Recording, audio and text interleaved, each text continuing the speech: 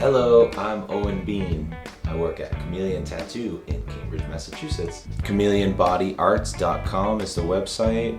Chameleon Tattoo's been here more than 10 years, but 10 years as such with tattooing. For the last 14 years, I've been doing body piercings here in Cambridge.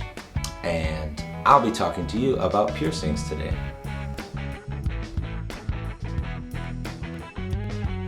The dangers of self-piercing cannot be underestimated. There's nothing that's really set up correctly about that whole thing. So if you're piercing someone or yourself at your house, it's going to be in the bathroom or it's going to be in your bedroom, and this is not a sterile environment. You don't have any of the right tools. You're not using like piercing needles most of the time.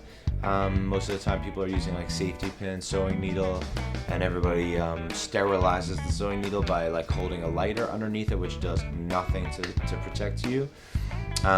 You don't have the proper equipment to clean the skin or to control your hands with bacteria and such. And you can wash your hands, but that's really not quite enough.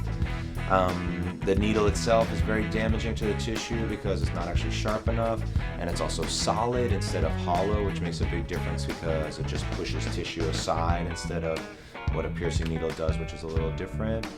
The jewelry quality is not that great most of the time, and that can be a really bad, it has a lot of potential for a risky situation. And if you're doing anything other than like an earlobe, you really actually have a lot to be concerned about. But basically the major risk is infection, and you can start out with a piercing that's infected like the second that you do it, and that's dangerous. And then you're going to be actually in the emergency room with "I told you so" happening.